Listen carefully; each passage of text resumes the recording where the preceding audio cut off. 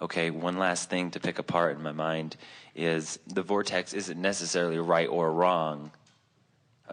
Let me ask a question. So, well, we call what's in the vortex the expanded version of you, which for the sake of this discussion and any other discussion on rightness or wrongness is right. okay. Because when life has caused you to become that, and the source within you has affirmed it and joined it, you know it's right. In fact, let's go there for a minute, because sometimes people think if we're all allowed to just want what we want, shouldn't somebody be keeping score? That's what you've been asking God to do for a very long time. Tell us the really right things and the really wrong things, and then we will conform. And we say, you're not really conforming, you're just killing each other as you argue over the list. You see? And so the way it works is life causes you to ask, these are the words we want you to hear.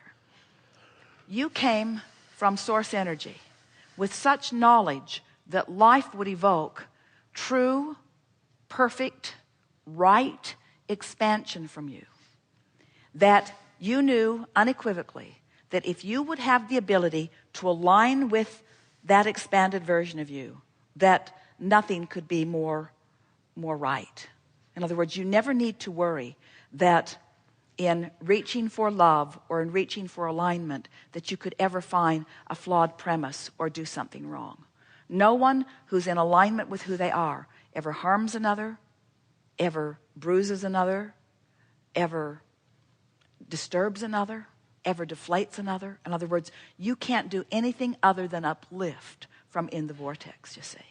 And so this whole question that you began with, what's bothering you, is that if you are not in alignment with who you are because of something that you're observing, that's what's bothering you. It isn't that they're not getting you.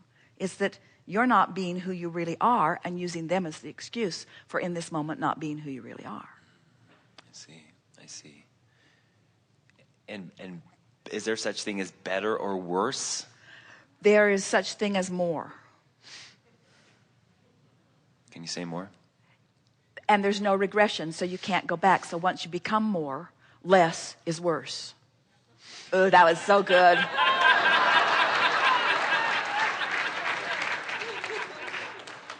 I got that. How about between, to get completely transparent, I think a lot of my life I had so many self-insecurities that as an unconscious way for me to make me feel better about myself, I would judge other people and call me right or better and call them wrong or worse. And in that process, you and a whole lot of other people doing it, in fact, everyone we know, and we know everyone, doing some of that. Yeah.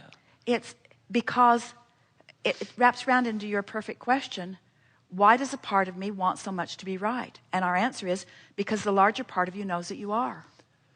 So then the next question is, but if I'm right, and I disagree with that guy, and he's right, then shouldn't there really be another arbitrator? Shouldn't there be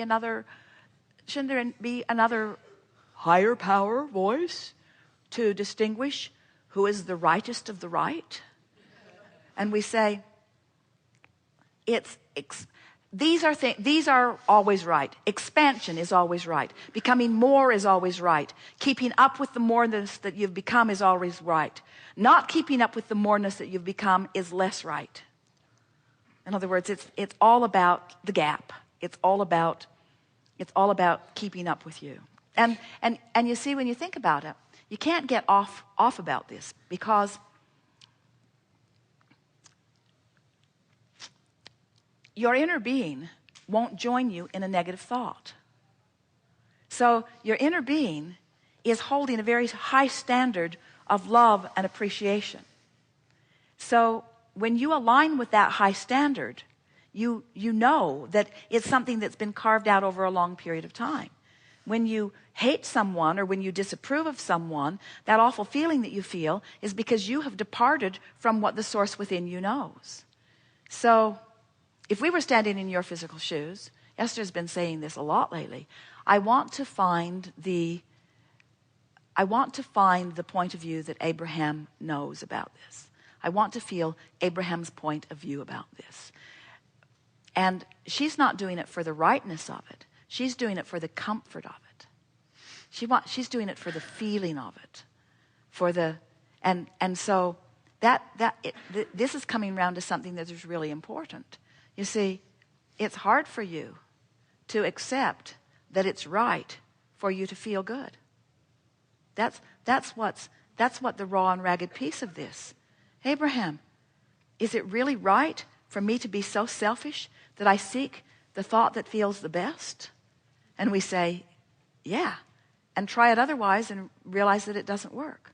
So when you accept the rightness of you feeling good, when you allow yourself that, when it's okay for you to feel good enough that you can ignore current reality and ignore all of those opinions in all of their variation, and you can just find the rightness of feeling the source within you just wrapping around you and through you, because that's who you are, then you've got it. Then you've got it. Yeah.